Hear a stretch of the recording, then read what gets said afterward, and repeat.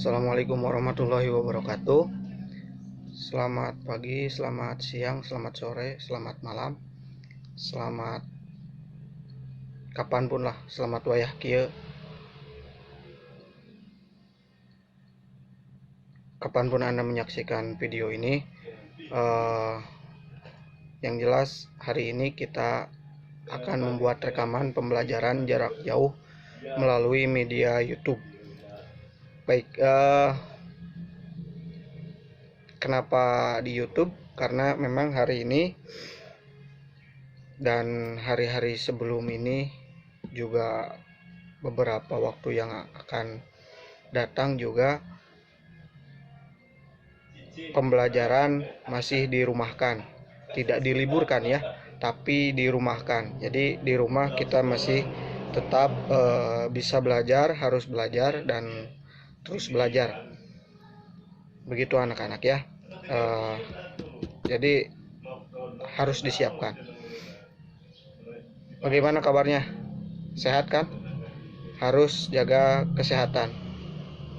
Mudah-mudahan kita semua dilindungi oleh Allah Subhanahu wa Ta'ala, diberikan kesehatan, diberikan kekuatan untuk melewati ujian wabah ini. Sedikit nasihat dari saya menyikapi wabah yang melanda negeri kita tercinta ini. Kenapa belajar di sekolah diliburkan? Ini sangat penting dan juga ini harus menjadi bahan renungan. Sampai sebegitunya sekolah harus diliburkan karena ini adalah bagian usaha untuk memutus rantai penyebaran virus atau wabah yang menyerang Indonesia. Juga untuk meminimalisir proses penyebarannya, tidak banyak berkumpul, tidak banyak aktivitas dengan melibatkan banyak orang, itu salah satunya. Juga untuk membantu para medis menangani wabah. Semakin sedikit yang terkena, maka penanganan juga akan semakin gampang. Berbeda dengan jumlah rumah sakit yang sedikit, kemudian tenaga medis yang sedikit, lalu yang terkena juga banyak. Kita harus paham sampai ke sana. Jadi jangan ada yang sok jago lagi mulai dari sekarang. Sekolah diliburkan, tapi kalian tetap masih nongkrong, kemudian tetap masih kumpul-kumpul dengan yang lain, begitu. Hindarilah itu. Ada yang masih jago, Pak, imun saya bagus, kekebalan daya tahan tubuh saya bagus. Iya betul kalau memang bagus. Tapi kalau tidak, mati konyol nanti kamu. Atau bagaimana kalau kamu yang menularkan virus itu, kamu tidak apa-apa. Tapi kalau virus yang ada di kamu kemudian menular kepada ibu, bapak, saudara, nenek, kakek, atau siapapun yang daya tahan tubuhnya rentan dan tidak sebugar kamu, bagaimana? Ayolah, di rumah saja. Ulah ider-ideran. Bahasa Sundanya mah ulah ador-adoran. Yuk, ada video bagus nih. Tontonnya. Kumaha carana si COVID-19 atau corona bisa menyebar? Dina hiji waktu aya 4 jelema, si A, si B, si C, jeung si D. Si A ieu jelema nu mimiti beunang ku virus, manehna bisa wae gering, bisa oge henteu, tapi mawa virus dina awakna. Si A rek ulin ka tempat si C, papaliwat jeung si B di jalan. Si A jeung si B teh padahal teu saling wawuh. Sanggeus eta, si A panggih jeung si C. Si C ieu bisa hiji jelema atawa lobaan, babari keneh lah ngalacakna. Kunaon bisa kitu? Kusabab lamun si C gering, urang bisa langsung ngecek. Si C ieu teh karak papanggih jeung saha wae, terus bisa langsung kanyahoan asalna ti si A. Si C bisa langsung dikarantina jeung diobservasi. Sami, si A oge sarua. Masalahna, eta si B teu bisa dilacak. Data arapaleun tea. Sok, sabaraha urang nu paliwat jeung si A, si B oge tak apal yen manehna teh katularan ti si A. Aya deui si D anu nuju ulin. Si D teh bisa wae panggih jeung si B. Tah, si D ieu teh berpotensi jadi si B anu anyar. B2, jelema anu tak apal yen manehna teh paliwat jeung anu beunang corona. Tah, si D ieu teh bisa wae urang. Bisa wae urang teh jelema anu geus beunang virus corona atawa COVID-19. Normalna masa inkubasi corona teh 2 minggu. Lamun geus 2 minggu, biasana kakara urang mimiti gering jeung nunjukeun gejala-gejala tina virus corona eta. Kusabab eta, urang kudu ngajaga jarak atawa cicing di imah we heula. Ameh urang teu jadi perantara eta virus. Jaga-jaga ameh urang teu mere virus ieu kanu sejen, terutama maranehna anu rentan. Hayu ayeuna mah urang eureunkeun penyebaran, jaga jarak, usahakeun di imah tong ka mamana. Jaga diri, jangan jaga kakabehana. Ya, mudah-mudahan paham. Baik, langsung saja ke video pembelajarannya. Disimak dengan baik karena nanti ada tugas yang harus dikumpulkan. Kita akan belajar melalui video kita hari ini.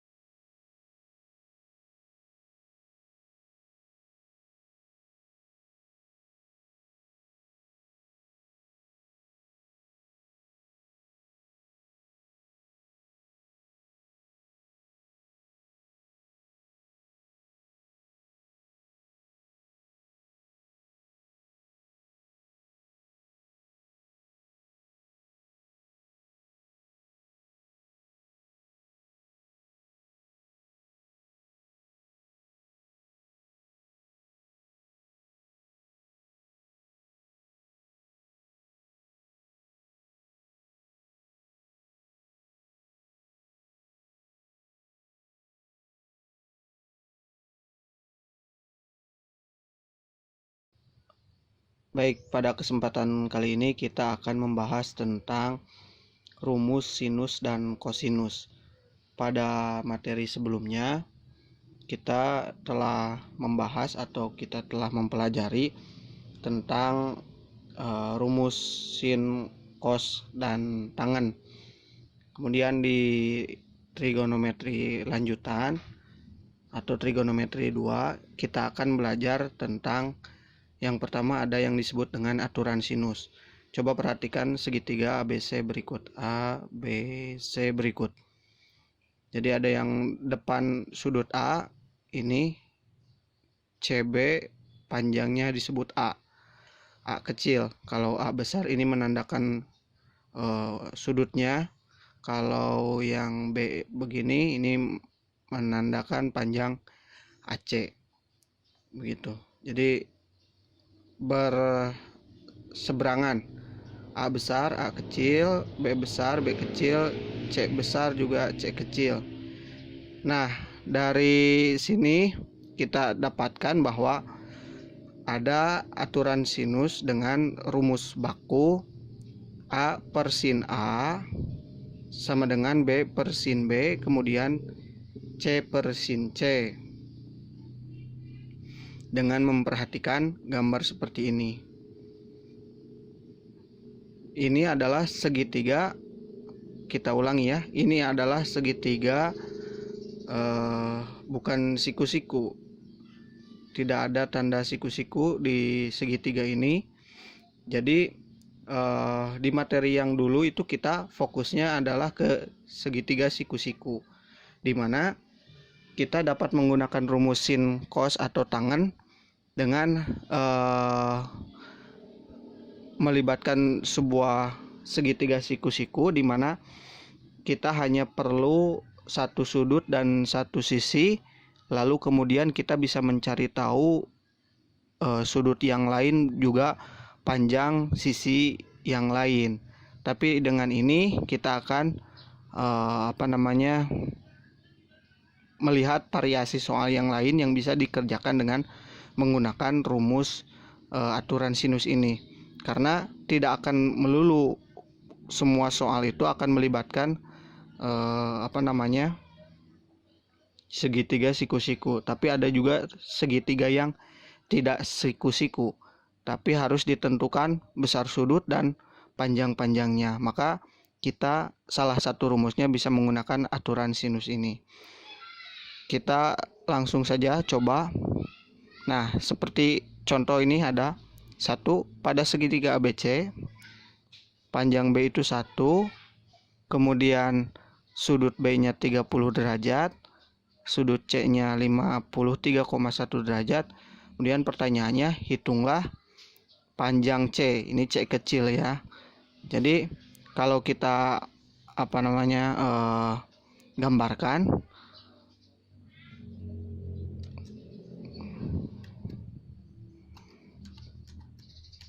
sebentar kita akan gambarkan.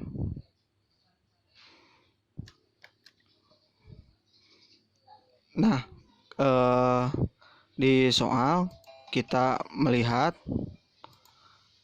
ada soal begini, pada segitiga ABC panjang B itu 1, kita panjang B itu 1, berarti sini kita akan coba coret-coret, warnanya merah saja biar kelihatan. Jadi panjang B itu 1 tadi, ini 1, nggak ada sentimeternya, apakah tidak ada? Oh tidak, ini satuannya 1 saja. Kemudian besar B nya ini 30, kemudian C nya 53,1, bukan ini 53, ini 53,1.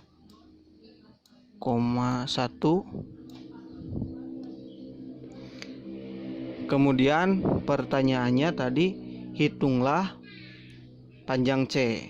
Yang ditanyakan adalah ini berapa panjang C ini dari A sampai ke B, begitu.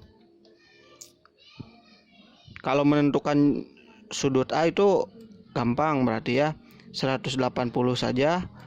180 jumlah sudut segitiga dikurangi ini sudut B 30 dan kurangi sudut C 53,1, dapat sudut A. Tapi bagaimana dengan panjang AB? Nah, di sini tadi kembali lagi kita ke rumus yang telah diberikan atau ada, yaitu aturan sinus. Maka kita bisa menggunakan rumus ini, perbandingan sin, begitu ya, sin A, sin B, dan sin C. Tinggal bagaimana kita sekarang mengelola informasi yang tersedia ini sehingga menuju ke apa yang ditanyakan. Coba lihat jawabannya. Di sini jawabannya menggunakan B per sin B kemudian sama dengan C per sin C. Kenapa B per sin B dan C per sin C tidak melibatkan A per sin A? Yang pertama, kenapa B? Karena di sini B-nya diketahui. B yang pertama ini diketahui jumlahnya 1. Kemudian sudut B-nya juga kebetulan ada. Nah, kita bisa masukkan nanti di sin B. Kemudian si C ini, sudut C-nya juga ini akan ada masuk di sini. Kemudian kebetulannya lagi adalah, bukan kebetulan karena memang harus seperti ini, hitunglah C. Nah, ini yang akan kita cari. Sehingga dengan rumus formula seperti ini kita akan menghasilkan formula yang baru lagi. Jadi ini diketahui, sin B juga diketahui, sin C juga diketahui. Kalau C sama dengan, berarti kan tinggal sin C ini kali B kemudian per sin B, atau sini tulisannya B kali sin C per sin B. Tinggal kita masukkan saja sekarang. Nah, B nya berapa? B nya 1, oh bukan, ini 12, salah ya. 12. Ya, sudahlah, kita rubah saja soalnya. B-nya 12.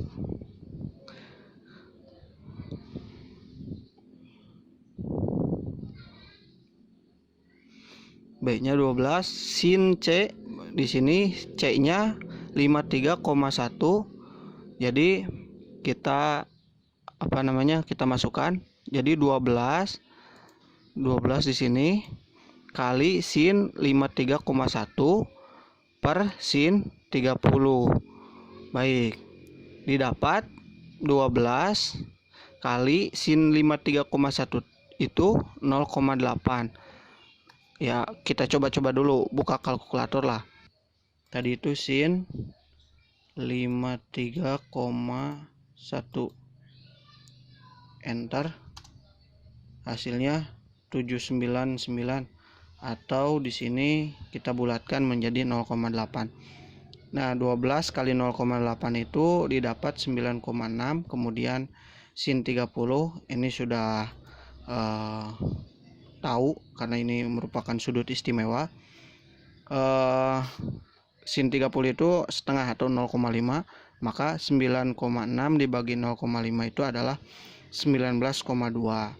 Nah, satuannya apa? Karena memang di sini tidak ada satuan. Kalau sentimeter ya tulis saja sentimeter, kalau meter ya meter. Begitu. Kemudian yang selanjutnya pada nomor 2. Kalau nomor 2 ini dilihat dari soalnya, sisi B 65, sisi C 46, dan sudut B-nya 68.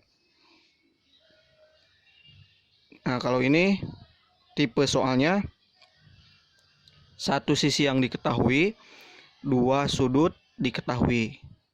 Kalau ini terbalik, 2 sisi diketahui, 1 sudut yang diketahui. Dan pertanyaannya pun juga dibalik. Kalau ini yang ditanyakannya adalah panjang C, kalau ini yang diminta hitung adalah besar sudut C. Begitu. Nah, maka kita lihat dari komposisi soal yang diketahui B, C, maka kita akan menggunakan juga B sin B per C sin C lagi. Gitu, dengan B-nya sudah diketahui yaitu 65, kemudian sisi C-nya juga diketahui 46. Kemudian yang terakhir sudut B, maka masuk di sini sin B sama dengan 68,2 sin C-nya. Nah, ini nanti sin C berapa besar sudut C? Kita akan butuh kalkulator nanti. Maka didapatkan rumus bahwa sin C itu sama dengan C-nya dikali sin B, atau sin B dikali C per B ini. Begitu. Ini modifikasi ini dan ini itu sama. Gitu ya. Sin C itu berarti C kali sin B per B.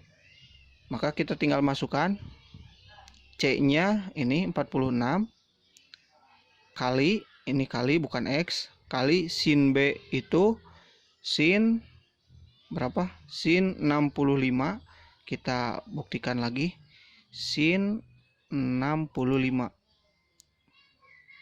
Kita hapus sin 46 sama dengan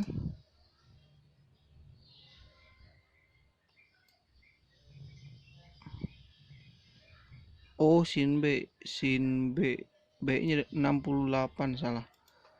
68 sama dengan ya 0,928 dibulatkan 928.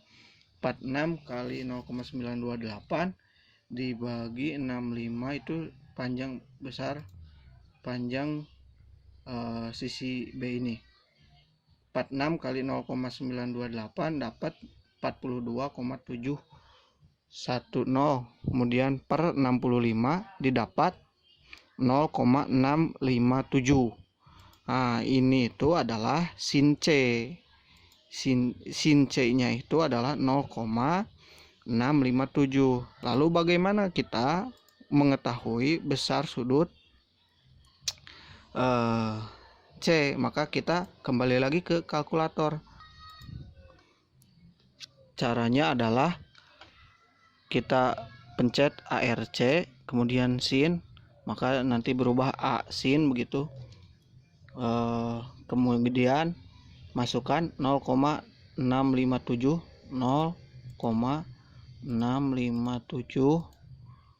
lalu di enter, maka keluar angka 41,07 atau dibulatkan ini 41,1 derajat ya, ini harusnya derajat. Jadi besar sudut C itu adalah 41,1.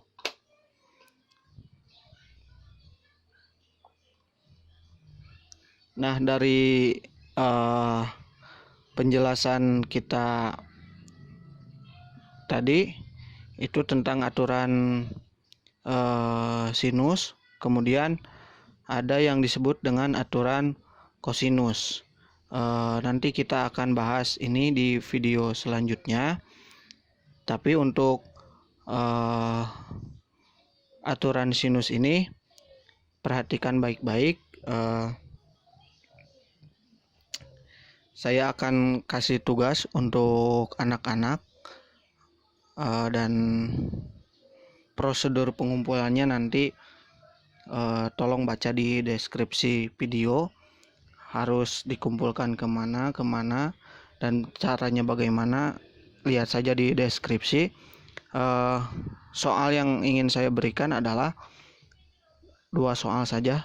Kita merujuknya ke contoh yang ini, mudah-mudahan bisa. Soal yang pertama adalah dengan memperhatikan soal nomor 1 ini, maka saya akan ubah pertanyaannya dengan bertanya, hitunglah panjang A. A kecil ya.